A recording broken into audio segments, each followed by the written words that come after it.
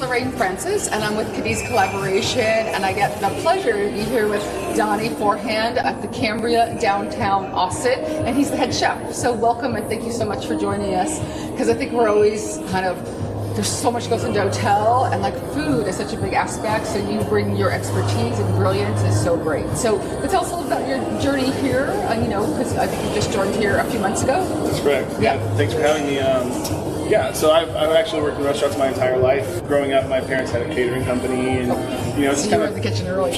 yeah, and, it's always kind of been my mom's love language, just, cooking for people, and growing up, I felt very privileged because I was just kind of used to it, and my friends would come over and they'd be like, "Wow, your mom is such a great cook." Yeah. Any particular cuisine or anything? What's your ethnic background? So my mom is just very brave when it comes to cooking. She's never stuck to an actual recipe, and I think that's kind of served me a little bit as a chef, because I kind of like taking stuff that's classic and putting my spin on it. Yeah. That's kind of what my mom's always done. But we were a military family, so we got to bounce around and move a lot. So those are very diverse communities, and we got to get a lot of, especially culinary inspiration from living in Germany, Hawaii, and East Coast, West Coast. Yeah, no, it's good to see that diversity. Sometimes, I feel like when I moved to California from New York, you couldn't even get avocado toast. It was like, what the heck? And then all of a sudden you can't not get it in New York. Everyone's got avocado toast and one So then for you started 2 months ago or 6 months ago? Well, yes, I was on the opening team, so I worked with our director of food and beverage before, and they had a chef and it didn't work out, so she said, I have this opportunity, and I said, let me see, and that's actually Andrea. Yes. Yeah, she's fabulous. So yeah, she's a good friend of mine. So we've been friends for years, so I like to breathe. Yeah. But she has great energy, so that's also nice, coming to work at a property and already kind of vibing with the head person, and really kind of, that builds everything faster, so that's actually really great. We both have very high standards, and so that, we already kind of know each other pretty well, so it's pretty easy to work, in tandem. But as soon as I saw the restaurant upstairs, I was like, this place has so much potential, and I want to be a part of it. Yeah.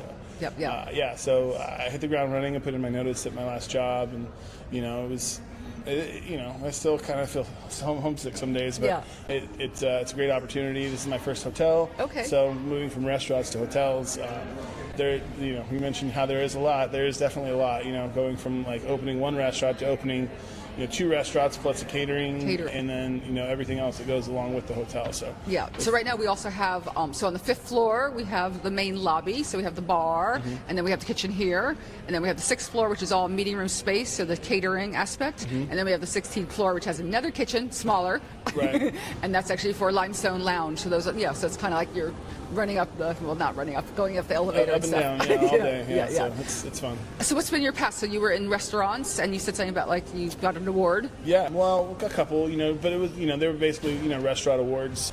The restaurant that I came from, Swift's Attic, has got a couple of distinctions. We won the Austin Mac and Cheese Festival one time, and we entered a couple of just competitions, chef competitions, gumbo competitions and things like that we won. But the big distinction that we got was being recognized as one of the great whiskey bars of the world. Oh wow, it's cool. For a few years now. So, if you like whiskey. And where's that one? Food. That one's. It's at 3rd and Congress. 3rd and Congress. What's the name? Swift's Attic. Swift's Attic. Okay. It's that place has a lot of history because it was a very famous sushi restaurant for a long time. It's where Tyson Cole actually learned to prepare sushi. And so it's also above the Elephant Room, which is the longest running jazz club in town. A lot of history in that building. It's 115 years old. So going from those kind of problems to brand new building problems, it's been fun. No, it's good. Actually, I was talking to Monica, so that's Andrew, our client's wife. Yeah, and she said she was hitting you up for all these good places to go, so you were really a fabulous person. Because I was actually trying to book a reservation today, and I'm like, I can't get into anything till 10 o'clock. So Austin's kind of been, how long you been in Austin? 22 years. A little while. I moved here after high school, and I've just kind of stayed, and I love it here. Yeah, so you've seen a lot of change. Yeah. I'm one of the original architects on the airport. Oh, cool. like 20 something years ago. So actually to come here again and do like hotels is like so fabulous. So this has been really great opportunity and kind Yeah, of I still remember the old airport. I know, yeah, it was the just- Bonneville's yeah. yeah. I used to fly into that one. Exactly. So then also, so I think we had, we got to eat last night. So that actually, the braised cheeks were cool. like amazing. Yeah. So that was really great. And I really love the squash. Then you have the butternut squash. Butternut squash is good. Yeah. So even with that one being more vegan, right? It is vegan, but Uh-huh. my sister's vegan, so Okay. I feel like vegans kind of get a raw deal sometimes, where they Yeah. go into a restaurant and they're like, "Well, if you take this off Take and the cheese this off, off, take this- yeah, exactly. then this dish is vegan." So Uh-huh. I want to make sure that there's a couple of good options Yeah. that are really good. That you don't have to leave something off or Uh-huh. get less than just to appease someone that Yeah. has a. No, it's good. Yeah, I called myself a flexitarian because I did have the lamb chops last night, so that was actually Yeah. really good. The lamb last night, so Yeah. it was really good. What's some of your other favorite restaurants in Austin? Actually, in the world, and like just overall. Well, I've been pretty lucky to get to eat at some really great places. There's a place in Munich called Tantris. Okay. It's a Michelin-starred restaurant. Yep. We went for my sister's 40th birthday. We went Okay. to Oktoberfest. Uh-huh. Because, we grew up in Germany, so it was like we got to go back. And then we Yeah. got to go to Oktoberfest. And then we got to eat at a Michelin-starred restaurant, so it was fantastic. They've had a Michelin star since the 70s. Okay. And their decor probably hasn't changed much. It still looks like, you're walking into like a disco Yeah. from the 70s. So it's very cool, very, very retro. And their wine cellar is insane. It's actually in a cave. Okay. Oh, and that's cool. it's 15,000 square feet. Oh wow. So Okay. they have a ton of old world French wines that you just would never be able to find here. Yeah. And then the best restaurant I've eaten at in America is the French Laundry. Okay. Yeah.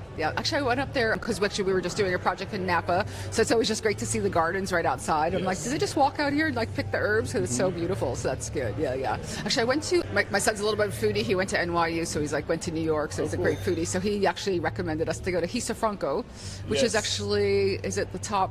It's a female chef of the top 50 chefs in the world. That's correct, yeah. Yeah, and somehow we wound up going on a Thursday night, which happened to be like Thanksgiving, Mm-hmm. and we had like this, 4.5 hour, 5 hour meal, but it was so comfortable and it was like so great. And she was so gracious, and the food was really great. So it was like an amazing, just when you have get to have that experience, it really is kind of Right, like and I like memorable. the fact that there's not like a ton going on there. Yeah. It's definitely a culinary destination. That's where you're going. It's you go there with kind of high expectations, and she still exceeds them. So Yeah, no, it even funny because it's like in the middle of nowhere in Slovenia. So we like flew into Bologna, and then we had to drive over there. And like 2 weeks before we were going, like, do you have a place to stay? And we're like, probably not. They're like, do you want to stay at the house? And we're like, oh, there's really nothing Yes. around here. So it was great to kind of wake up the next morning, and like they were picking some like chef uniforms, and I was like, oh, what'd you, so I got to kind of pick something out that was like certain color stitching and stuff That's like awesome. that with her. So that was awesome. Good, I got to good, work with a cook here in town who was the sous chef for a short time at Swiss Attic that Oh. did a stage there. She just went to Oh. work there for a couple of months and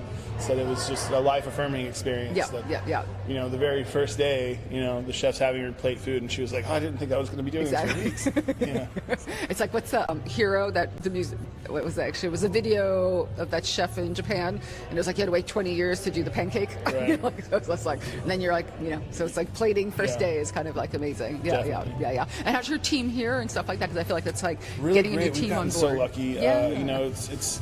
It's a lot of since the pandemic, staffing has been one of the hardest things to do, and we've just got really lucky with like some really great core people.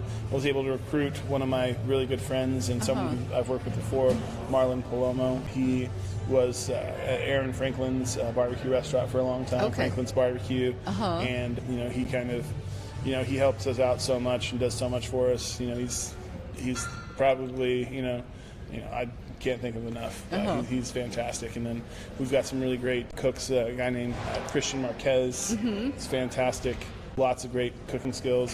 His knife skills are impeccable, and he really likes making desserts. Oh, great. So he's going to help Yeah. us develop our pastry program and things like that. That's perfect. That's good. What's else going on? Because I know you also, it's the first time you work with Azul as a management company, so we just interviewed Stan. Okay, so cool. and kind of what's his input? Like, how do you kind of riff together to kind of see? Stan's awesome. I mean, he went to the Culinary Institute of America, so he has a culinary background. So Yeah. he and I like kind of, we like to talk food and stuff like Good, that. good. And I like Stan because he's very direct and to the point. And, Yeah. that's just kind of how I've learned to be in the kitchen. So I really like the fact that he is very direct, and I can do more than that with suggestions. Yeah. Yeah. There are no suggestions. This is what we should do. it clicks in my brain somehow. But I like staying a lot. Yeah. So even for you, what's kind of like the new program? So you have like the initial menu kind of right now, and then what are you kind of developing, like seasonal stuff, or what's like the strategy moving forward? So our main focus was limestone at first, and we had the kind of graffiti lounge, which is the biggest kitchen and restaurant here on the property, and we just kind of opened with a very limited kind of classic American vibe down here. I want to make it a brunch destination in Austin. We have a big parking lot, and if it's raining, it's not going to slow us down. Exactly. But we've been kicking around ideas to have a weekend brunch menu that's going to be really, really nice level. I'm excited about it. No, and I like the idea that they're going to try to do resort pass, so you come hang out by the pool, which is on the same level of graffiti at the 5th floor. So it really makes like the synergy just flow from indoor to outdoor and seeing all that activity. Whenever it's warm during the summer, you have brunch. Have some mimosas, go hang out by the pool. It's a whole day. Exactly. Good. Well, thanks so much for the opportunity to interview you, and I look forward to coming here again and eating more great food, because I really like that all feeds our soul with good food. So thank you so much. Thanks again for having me.